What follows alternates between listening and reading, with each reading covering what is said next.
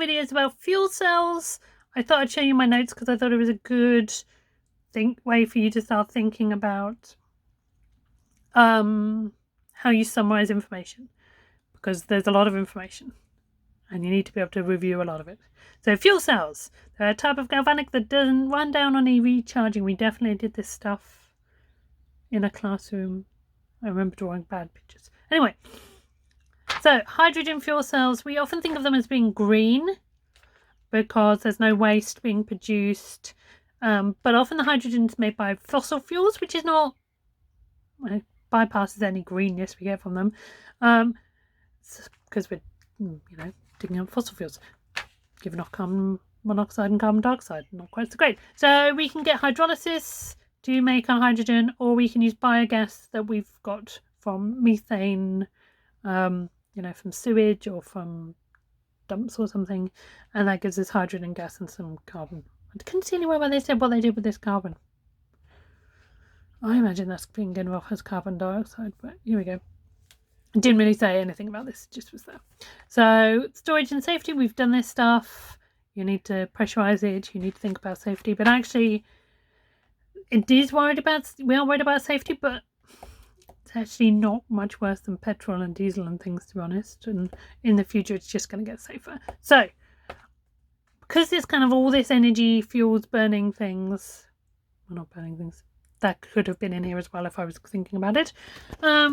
I kind of summarized all the information in one page. The more you can do this, the better it's going to be, because you're going to avoid the waffle. So, primary and secondary cells, they're galvanic cells, but it's a closed system. Closed system means it's all just sat in there. I can't add anymore. We've got chemical to electrical energy, but if there's a secondary cell, we can go back again. So we can go back to electrical from chemical. Oxidation and the reduction are separated. Oxidation at the anode, reduction at the cathode. You've got a salt bridge. They're used as batteries. So the primary cells can be used as things like a watch. Secondary cells are our phone or our laptop. We use them at room temperature-ish temperature operation. That's generally, whatever that bandwidth is. So not too high, not too cold. They're high efficiency, so most of our energy is coming out as electrical energy. We're not going to be losing much. And there's a rubbish diagram of a battery, but gives you a general idea. And then fuel cells. So compared to them, they're also galvanic cells, but fuel is provided, so they're unlimited.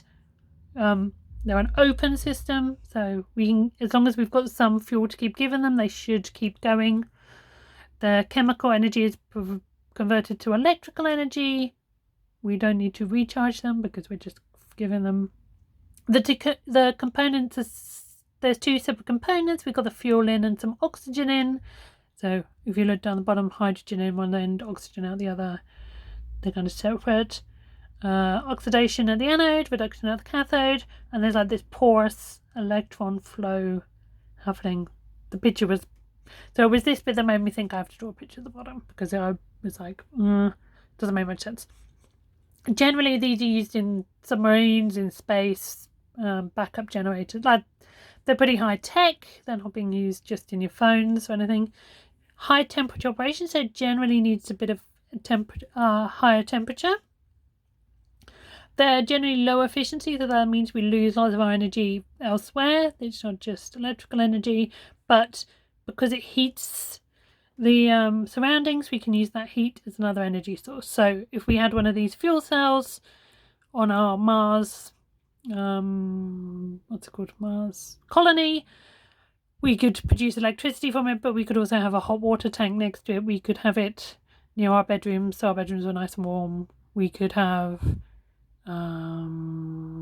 other heating, like other things that needed heated could get heat from them. So that was just me kind of summarizing where I think these sections fit together, but really I could have another bit over here. There's combustion. Combustion is combustion, what we need. It's chemical to thermal that then can be converted to electrical. I don't know what I'd write for the next bit. This one.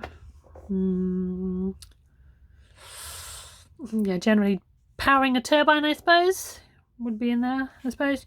Used to produce electrical energy by powering turbines, used to heat homes, high temperatures, medium efficiency, I guess. Well, depends how they use. It can be high. Some it's kind of here-ish, I think. Depends on how we're using it. And there could be a diagram of showing a combustion turbine here. Or yeah. So that was me trying to show you how we might break down. You might start to break down these topics. So it's not just pages and pages of textbook and pages of notes. You've got a much simpler breakdown for yourself. There you go.